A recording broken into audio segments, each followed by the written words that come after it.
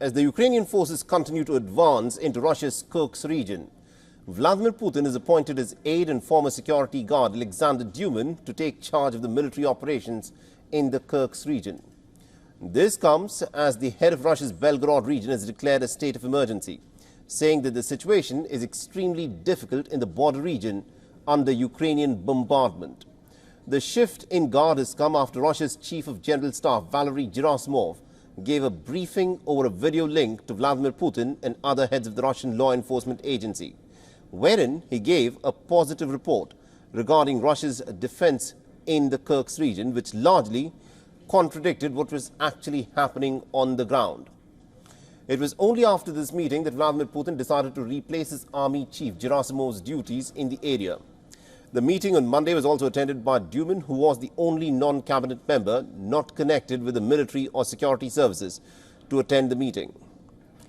Now, according to reports, Kremlin officials have expressed their frustration with Gerasimov's handling of the war after he seemingly dismissed intelligence warnings that Kyiv's forces were preparing to launch an armored assault into Kursk. Now, Alexander Dyumin has long been seen as a rising star in Vladimir Putin's entourage and has now been announced as the curator of the operation to liberate the Kursk region. He guarded Putin during the first two terms as the president. Now, Alexander Dyumin has a reputation of being a problem solver who is capable of resolving issues of coordination, combat and civil management. He also in the past served as the Deputy Defense Minister of the Russian Federation from 2015 till 2016. Now, the former Putin guard was also appointed as the Deputy Director of the Russian military's main intelligence directorate and led the special forces in the 2014 annexation of Crimea. In 2016, Vladimir Putin had appointed him as the governor of the Tula region and is currently an aide to the President of the Russian Federation. Now, Dyumin's appointment is being seen as a sign that the Russian security forces on their own and without interference from Moscow are unable to solve the problem of coordination in the Kursk region. Now, Ukraine's top military commander had earlier announced that they had captured about 1,000 square kilometers of the Kursk region and had advanced almost 12 kilometers into Russia. Now, in the latest, the Ukrainian Foreign Ministry spokesperson has said that Ukraine is not interested in taking territory of the Kursk region and only wants to protect the lives of Ukrainians. Now, Ukraine had earlier said that it would not hold on to the Russian territory that it captured in its cross-border incursion if Moscow agrees for a just peace. All right, now to give us more perspective in terms of what is happening at the ground at this moment, we're being joined by Mr. Marko Mikkelsen, who's the chairman of the Foreign Affairs Committee of the Estonian Parliament. He's joining us live from Tallinn in Estonia. Mr. Mikkelsen, thank you very much indeed for joining us here on this broadcast. And now, these are some pretty interesting developments that are coming forth, where Russia has changed the individual who is now going to be in charge of expelling the intruding Ukrainian forces. What do you make of this development? Yes, this is very interesting development, and Mr. Dyumin has been recognized as one of the possible very close personalities to Putin, whom he has a high trust.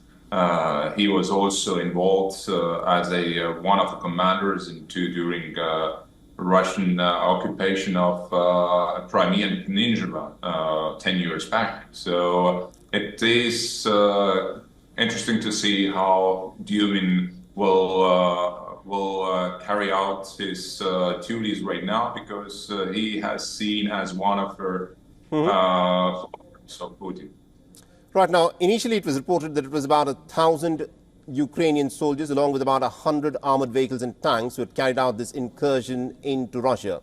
But the fact that this incursion has gone on for so long, and the fact that Russia has been struggling to expel these intruding Ukrainians, do you think it's just 1,000 Ukrainian soldiers who've carried out this incursion, or is this something much bigger than what has been reported so far?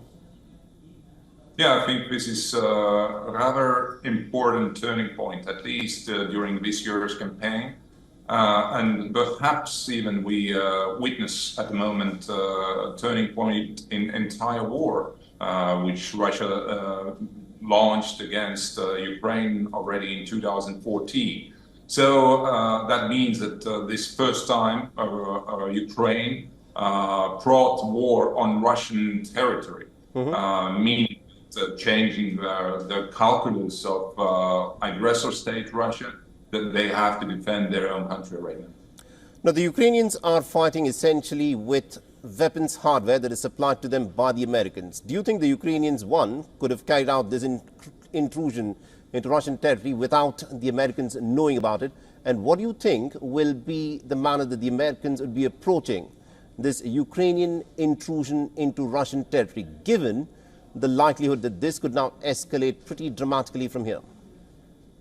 You know, here what is most important to understand for all of us is that Russia is aggressor state. Russia started the war, as I said already, in 2014 and full scale in 2022. Their strategic aim was and still is to annihilate the entire nation from political map of the world, to destroy statehood of Ukraine. And for that, if we are as responsible, Mr. Mickelson, that was not my question. I get the point that it was Russia which was the aggressor which started off this war in 2022. But the question that I'm asking you is because Ukraine is fighting essentially with American-sent weapons, what do you think America's stance would be for this incursion that's been carried out by the Ukrainians?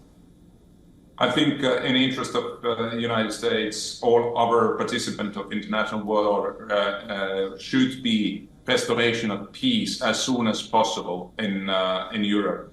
And the only way to restore lasting peace in this case is to bring Russia to strategic defeat. The only way to do that is to